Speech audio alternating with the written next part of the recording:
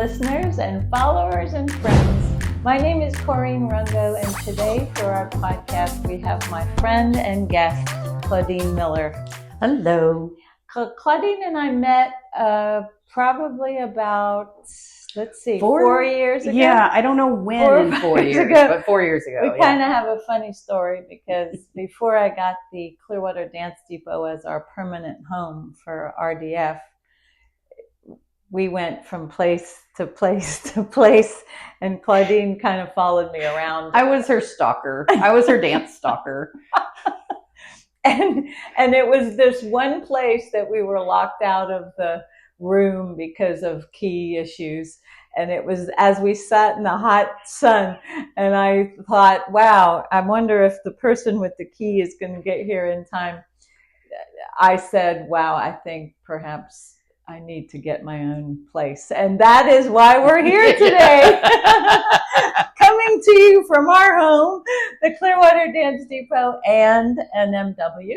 And Claudine, I'm going to let her tell you a little bit about her, how we met, and what her superpower is. Oh, it's not invisibility. I haven't.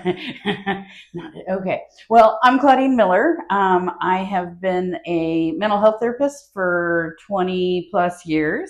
And in the last couple of years have moved into the coaching realm because change management is what I really enjoy helping people with. And that's not necessarily a medical condition. That's a life condition. And so one of the things that has supported me as a therapist and in my own coaching in my personal life is dance. To this day, I remember my first clinical job. One of the questions was, so, what do you do outside of here? Because burnout's really high, especially in community behavioral health. And I started telling them about Neo, which was the type of dance I did then. And they were like, yeah, we're not worried about you. You have a good outlet. Good. Exactly. And so was not a active, person as a kid, actually was pretty sick all through childhood. Oh, wow. And I think I was 30 the first time I went to a NIA class. And I just remember, I still remember the move, like doing this and then over, and I'm wheezing and I actually feel at home in my body and I don't care that I'm wheezing. And all of a sudden I'm like, oh, this is why other people exercise. Like for me, it was dance. I was like, I can see doing this. I know how to take care of myself doing this. Oh, neat. I can listen to my body. I can make things smaller or bigger. It's not like being on the treadmill or on the bike or being yelled at to do push-ups. And I often joke that unless I'm having fun, I'm not going to sweat. I only sweat if I'm having fun. Yeah, I can relate to that. Yeah. I can relate to that. Yeah, so NIA was a part of my life starting in 1999. And then I moved here in 21, and the closest NIA class is way down in St. Pete. And I literally would drive an hour for a 1 hour class and then drive back once a week. And I really was like, I need to find something. This is not working. I need to move more than once a week. 2, I need to find something that will work, that's, joyful and dance based. And I need to meet some people because I work from home. I work alone. As an adult, when you move to a new place, normally you meet people through your activities. Everybody I was meeting was down in St. Pete. Yeah. Through your coworkers. I do virtual work. And sometimes my boss is a real bitch. I'll be honest. When you work alone, you got to watch out for that. And so I wasn't meeting anybody necessarily through work. And so I went and I looked at Groupon, and there was a Groupon that said Rungo Dance Fit. And I went, I don't know what that is, but it's 5 minutes away. It's dance. I'll go check it out. Right. And the very first class, got to the end of the class and you looked at me and you said, how was it? I'm like, awesome. And you said, welcome home. And little did you know that like a little duckling, I would imprint on you and then follow you around. Yeah, I remember that day. Well, you came live on the dance floor. You epitomized the whole reason why I do what I do. And when I'm looking in the mirror and I see everybody behind me, I see everything. I see what's going on. And you were just having these endorphin moments that were off the charts for the joy. And it was obvious. So that was really, really neat. And it was great to have you as one of my regulars, which Claudine is a regular. She comes on a normal week, twice a week, on Wednesday and Saturday mornings. And she she responds really well to music that we probably grew up with. Yes. I think I'm a little ahead of her in her generations, but generally speaking, we can resonate with the 70s and a lot of the classic music.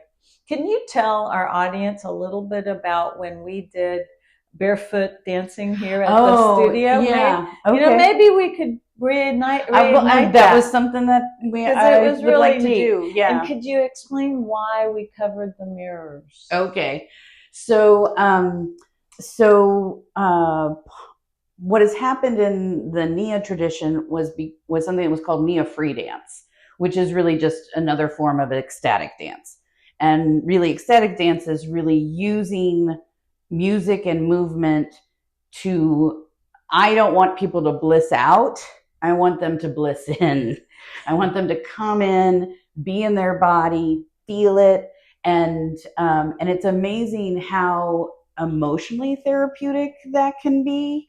And so one of the lovely things that I was allowed to do was we started doing what I was just calling barefoot boogie, and we would have a theme. So like I remember one time the theme was my monkeys. That was one of my favorites.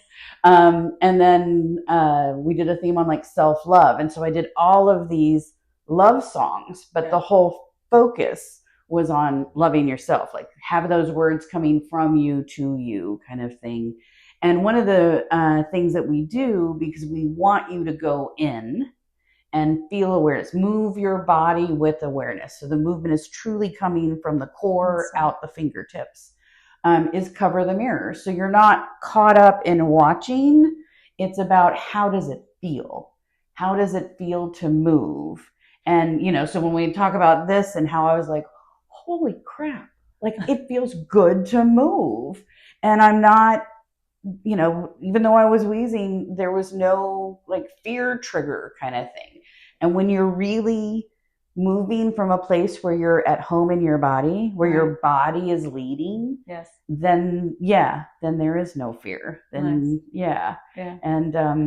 and so we try and create it so that we're not focusing outwards, we're focusing inwards, both visually and sort of, and I have a bad problem that I close my eyes and then I have to be careful that we don't run into people. I remember that. Yeah. It was actually great fun. We covered the mirrors, we dimmed the lights. Claudine created an ambiance and she has a playlist, and you just basically are able, and even in my case, I'm able to just let go. Yeah. And I don't have to structure. I don't have to think. I don't have to do 3 measures of this or 4 measures of that, or watch, to make sure people are getting it or whatever. I can be let go and be free. And that's what we found in the class. So check the calendars, because maybe we'll get back on that same page and bring Barefoot Boogie back, because it was quite a great class. We did it on Saturday afternoons, kind of at the end of the day where we were winding down. Yeah. And for a while there, we were doing the 5th Friday. But too many things going on Friday. But we would warn everybody, like, don't make plans afterwards. No. And I'd always joke, if you leave feeling like drenched in sweat, smiling and feeling like a big wet noodle, we did it right. As long as you're having fun. Yes. And I would encourage you not to choreograph, like to just be in the moment. Literally almost like direct channeling the music into your body, and the music is moving the body, not the brain. And as you well know, you're familiar with my twinklers. Yes. And perhaps you could spend, as from a therapist's perspective, how important it is for that. You said that self-love thing. Exactly. You said that thing. And I want to know from a professional's perspective, how important is it that we self-love and practice that on a regular basis? Oh, well, it's kind of fundamental. and the big quandary in psychology for a long time was like, how do we build self-esteem? How do we build self-esteem? Like, there's something that people could do outside, and really you build it by doing and failing and doing it again and learning and seeing what works for you, what doesn't work for you, where you can look back and say, oh, like I often joke, go forth and suck. Yeah. And right. so one, you've got the whole like learning something new, and the fact that builds like self-esteem, self-love. And I'm probably going to use those a little interchangeably, because I do think that they are different, but they sort of feed one another. That makes sense. Yeah. And so when you can show some mastery over something, when you can feel joy in your body, especially if your whole life you're being told there's something fundamentally wrong with your body. Right. I mean, that's why dance, I think, was so healing for me as someone who's chronically ill, and like didn't go to recess. Like literally activity was not a part of my life until adulthood. And but it took trust. I had to trust the process. My body. I had to trust that I knew when to say yes or no. And so you've got the whole mastery of things. You have that feeling like, oh, my body is functioning the way it's supposed to, even if it doesn't 100% of the time. And who of us does it? Yeah.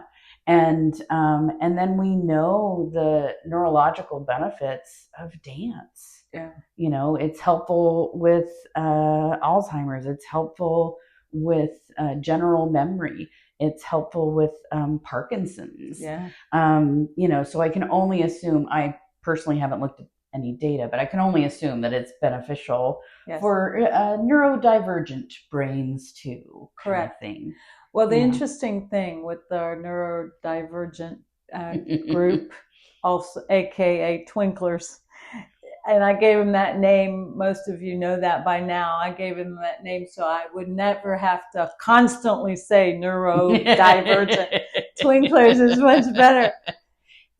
When they dance, as you probably have witnessed, they let go and they have fun, and there's no judgment. Mm-mm. And I believe that the twinklers have guided me into creating that kind of a program, because I tell the students, and I'm sure that I told you as well, that we're in the safe zone when we come to our Rungo Dance Fit or any other dance class that we do together. Yeah. We're in the safe zone where you can be yourself and make mistakes, and that's okay. And if your foot went this way and the other ones went that way, well, it's okay, because it's part of the process of becoming comfortable and accepting of one another. I do have some of my twinklers that come to Rungo Dance Fit on Saturdays, and no, sometimes she's not going in our direction. Sometimes she's going in another direction. But it really, nobody cares. And she's having the most fun she is. Out of all of us. She is. Like we need to tap into that. When we're moving, we need more joy. Like they've got lots to teach us. They really do. Yeah. And that's really the theme of the NMW, is that we can indeed, it's a secret, but the secret's getting out. That we created this organization so we could open our lives to the neurodivergent individuals, twinklers. But the reality of it is that it's a mutually benefiting exchange. Absolutely. They have taught us, and me particularly, probably as much, if not more, than we have taught them. Yeah. And it's an interesting dynamic, because the community and society, the societal interest, I think they're not educated in that department yet. Yes. And I want to build this organization with the hopes that I can help educate the community and make them understand that the twinklers are here to teach us. Yeah. And that if I'll bring together, and the seniors, there are a lot of seniors in this area that are newly retired, and they have a lot to contribute to the organization. And of course, dancing is what has brought us all together in the same room. Yeah. So it's the golden thread that's holding it all together. It is. Yeah. And it's just so interesting because I grew up dancing and I thought everybody danced. I didn't know people don't dance. I didn't know people never heard Latin music. There have been times in my career where I've played a Latin song. Jim, listen to this. You hear that? You hear that? And they go, oh, guys, that's kind of snazzy or snappy, something like that. I don't think I've ever heard that before. You've never heard that? Really? And my mother would cook to Latin music because when we came here to Tampa, it was full of Cubans and Cuban music and ethnic Cuban food and coffee and thank God, because my mother, when she drank Maxwell House, she thought, what is this? She thought it was dirty water. And then she finally found Cuban coffee. So the Cuban culture we embraced right away. And of course, a big part of them is dancing. Absolutely. So my mother would put on the Latin station in the afternoon. And when I'd get home, she'd be in the kitchen cooking. And that was just another opportunity for me to embrace a dancing culture. I now realize, having been in the community with CDD specifically recently, that we are creating this environment where people can come and get a little taste of what it's like to have dancing and music and art in your life. Yeah. I mean, when you think about it, what I was looking for that I was missing was community. And when you really think about what happens, like when you're talking about on Saturday, when we have one of the members or a couple of members of Twinklers, and we're all different ages in there. Yeah. And yes, sometimes we're going the wrong direction. Yeah. That's not all right. Not always just the Twinklers. And but we're having fun, we're creating community, we're showing that we're all in this together. Yes. And that's where at least to me, when I look at No Matter What and Clearwater Dance Company, like the thing that holds them together is it is all one diverse community that you're creating here. Diverse age-wise, diverse dance ability-wise, diverse social economic, and so that's what we need. Because people are afraid of the people they don't know. Yes. Absolutely. So if you've never had anyone who has Down syndrome in your life, or has other developmental delays, you may be afraid of them just because you haven't had that experience.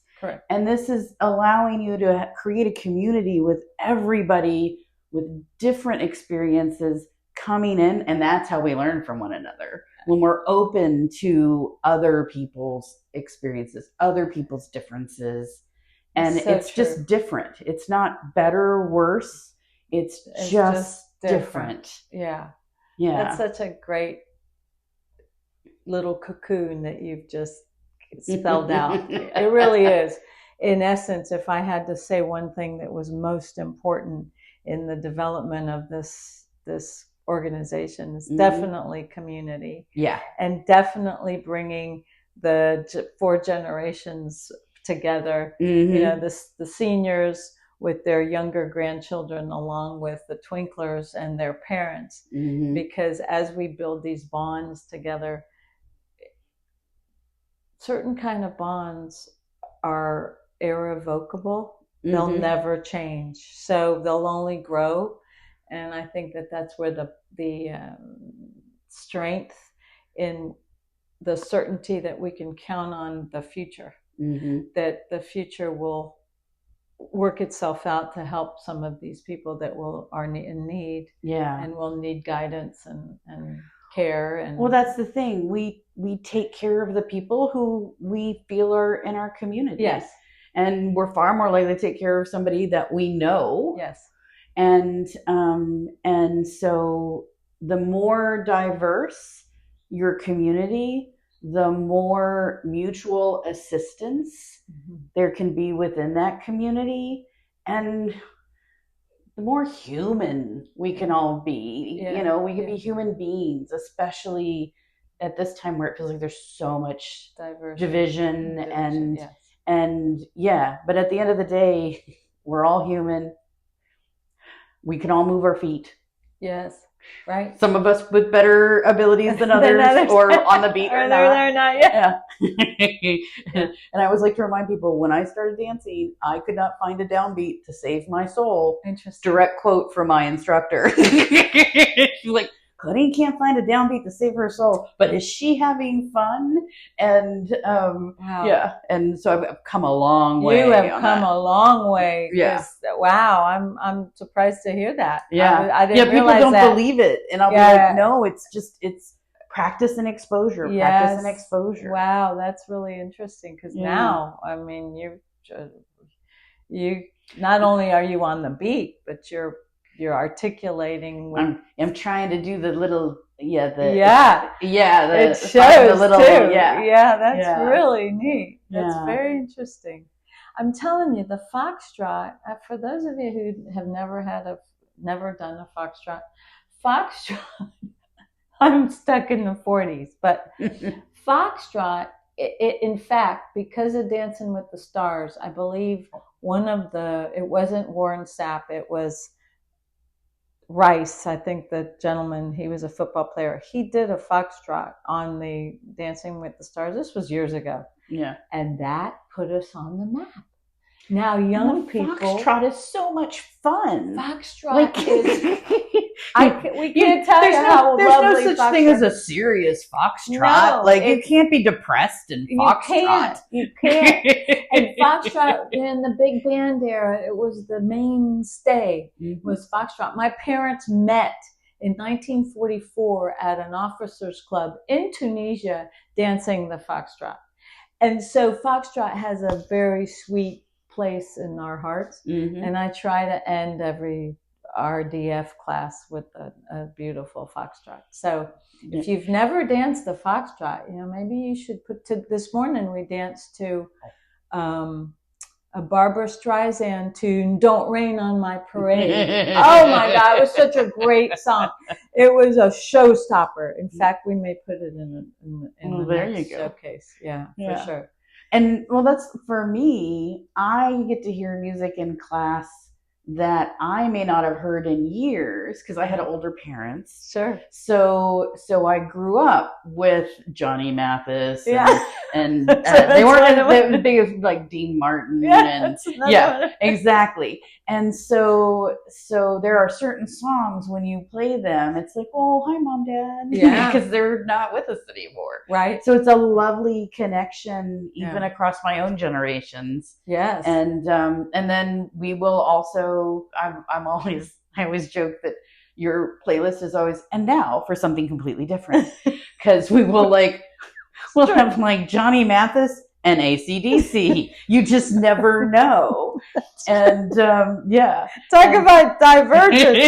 Exactly. Well, and one of the things that I loved about Nia is it's world music. Yeah. And so we get so much world music because, when you're doing more classical dance type of choreography, etc., it's coming from all around the world. Like to this day, when we do a tango, suddenly my inner drama queen from junior high is out and ready to go, and like That's true. We get to play.